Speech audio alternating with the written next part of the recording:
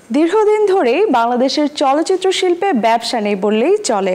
1400 cinema hall থেকে কমে এখন তা দাঁড়িয়েছে মাত্র 38। এমন বাস্তবতায় সিনেমা হল মালিকরা বলছেন, ভালো মানের বাংলা সিনেমা না পেলে দীর্ঘস্থায়ীভাবে বন্ধ হবে বর্তমানে খোলা থাকা সবগুলো প্রেক্ষাগৃহ।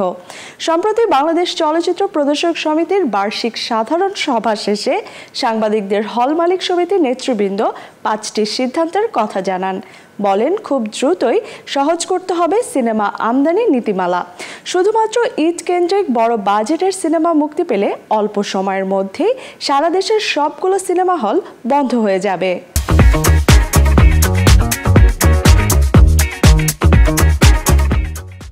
সরকার যদি আজকে আমাদেরকে বলে দেয় যে ভাই আমরা আপনাদেরকে কোনো ইম্পোর্ট করতে দেব না, আমরা আমাদের সিদ্ধান্ত নিয়ে নিতে পারি।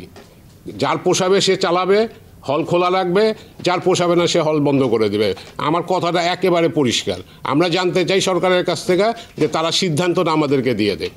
এটা হচ্ছে আমাদের কথা। আজকের সবার মূল কথাটাই হচ্ছে গিয়ে এই জায়গাটাতে। তা আমরা আশা করব উপদেষ্টা মহোদয়ের কাছে যে আপনি ইয়াং লোক, আমাদেরকে ইয়াং নেতৃত্বে এসে আমরা খুশি হয়েছি।